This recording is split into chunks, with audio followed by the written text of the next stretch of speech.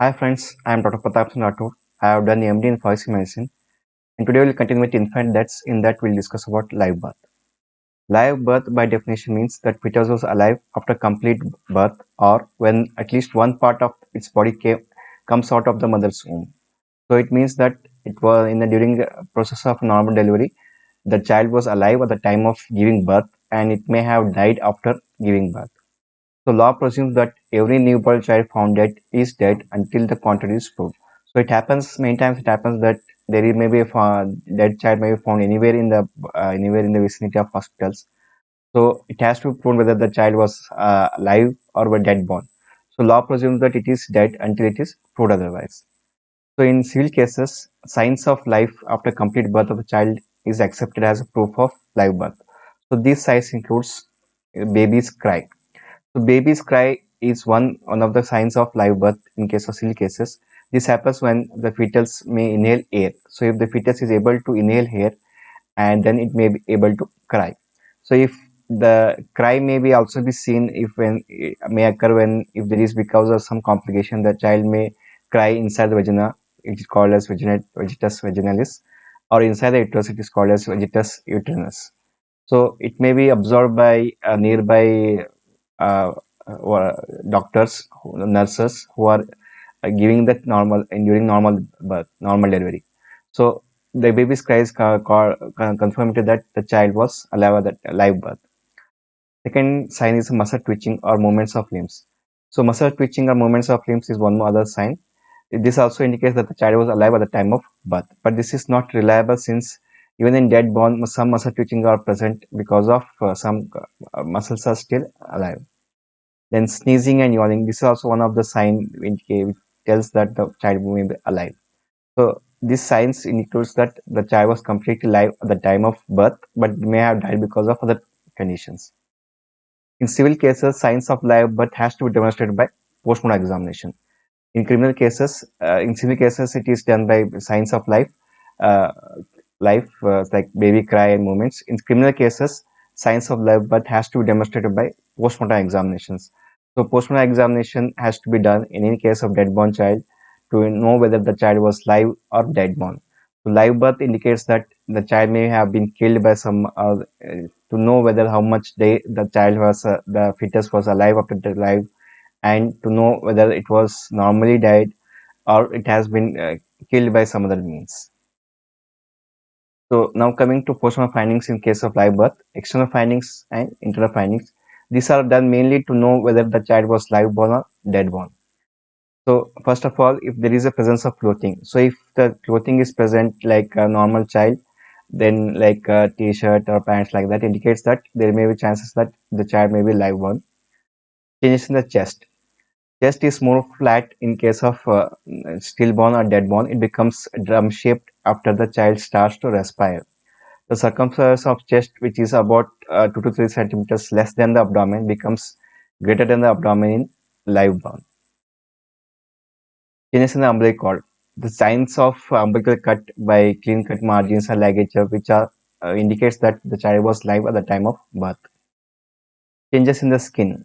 Vernix caseosa. So vernix caseosa is like a cheesy material which is present in the body soon after the normal birth, which is present near the axilla or inguinal regions or folds of neck and buttocks.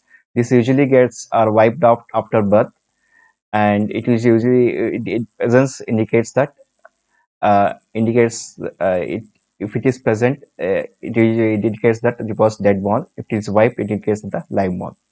It usually get removed in 1 to 2 days.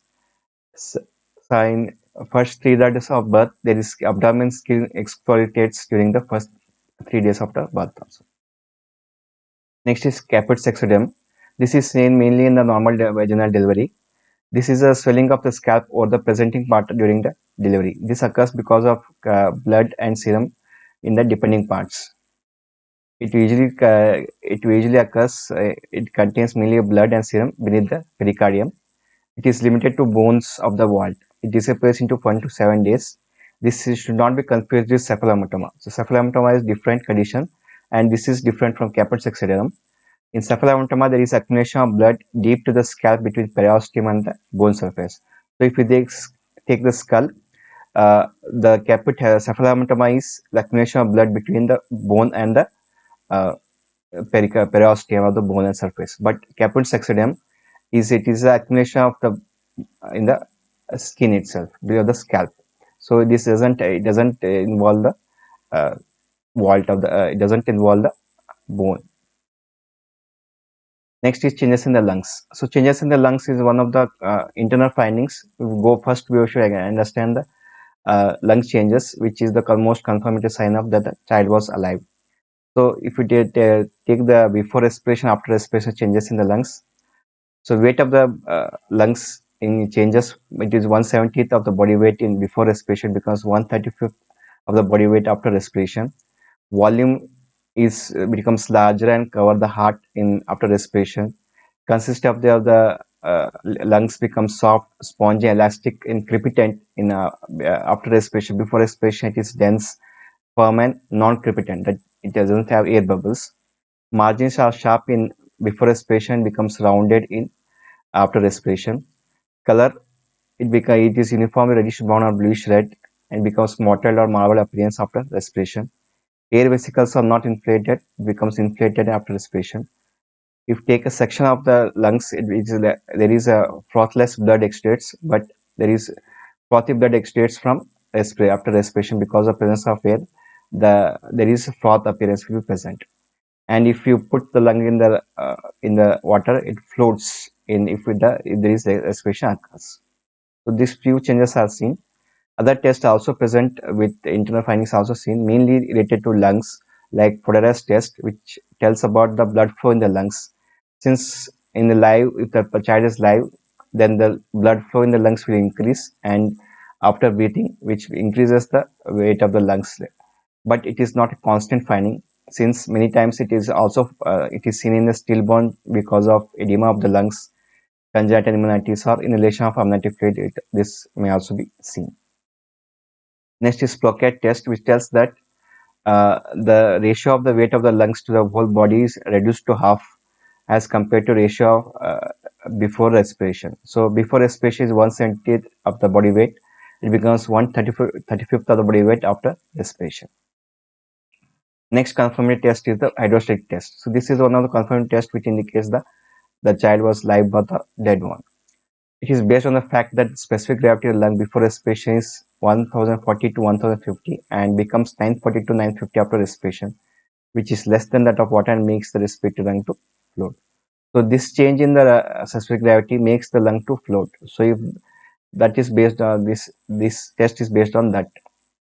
So to do this test, first the lungs are dissected out, then both the lungs are tied at the hilar regions and water it has placed in the water and absorbed.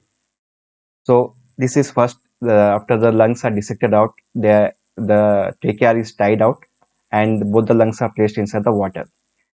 And if they sink, that indicates that the lung was unrespired. So it directly indicates that the child didn't have respired the air. If it floats, then next test is done.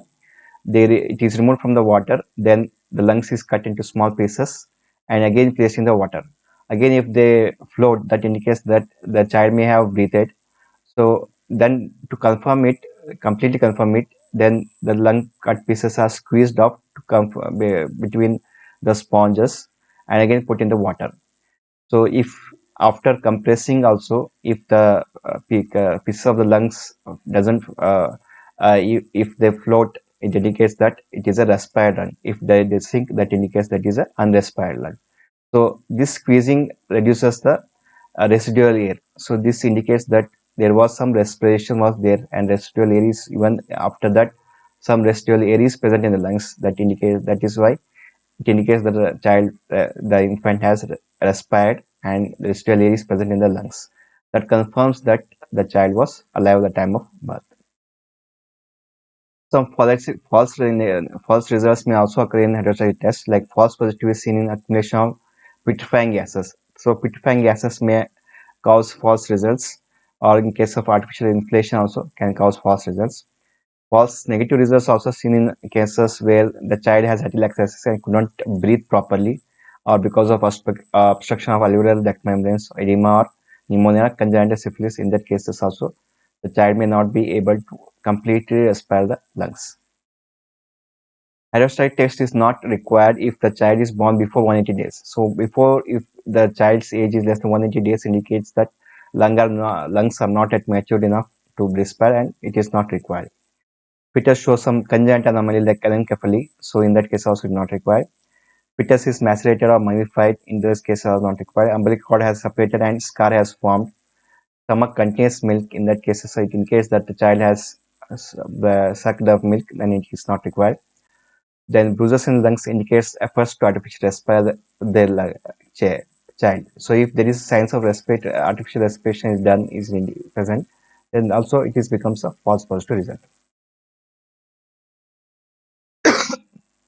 Now, if you take a histological section, unrespired lung looks like a parotid gland. In case of take a histological section, respired lungs looks like a is flattened and dilated with increased vascularization will be present.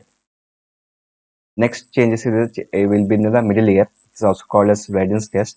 Here there is absence of gelatinous embryonic connective tissue, which will be absent, and also presence of air in the middle ear, which indicates that the child was live. Next, changes in the stomach and intestines.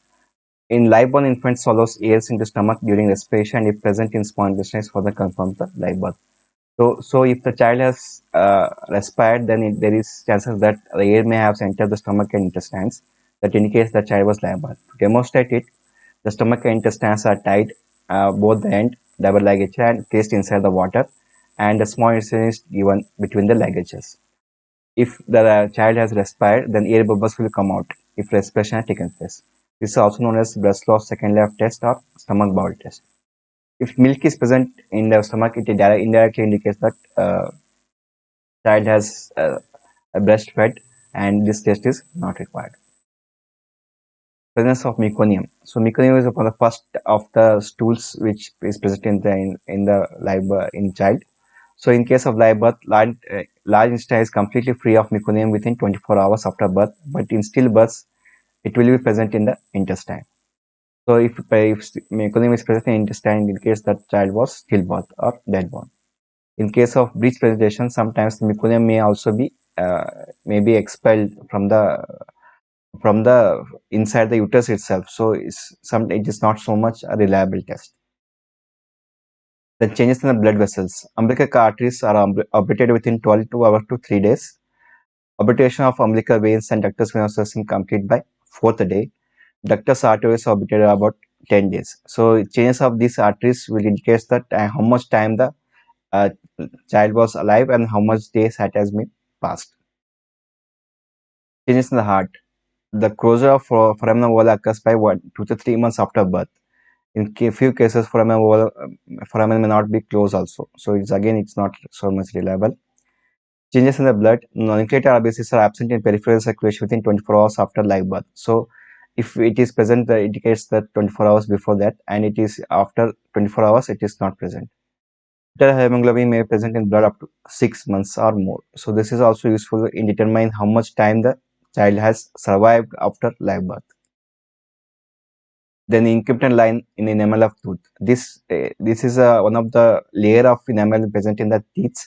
So it can be dissected by the teeth, dissected from the mandible. Neonate incumbent line in enamel of the teeth is formed at the birth, which is one of the surest sign of the live birth. So you have to dissect the mandible and get the tooth which is present which is still coming out. So if there are neonate incumbent lines present when you get to the child was alive at the live birth. Then certain ossified centers which are present in lower round radius, head of humerus, femur, and capitulum, which all indicates in some time lower end of femur, upper end of tibia, which gets 9 months of delivery, 9 months which are present at the 9 month, which also can be roughly estimate the age of the fetus, but it is not reliable sign of live birth. Then closure of fontanelles. So different fontanelles close at different times. Posterior fontanelle usually close at the time of birth. These are my references. Thank you.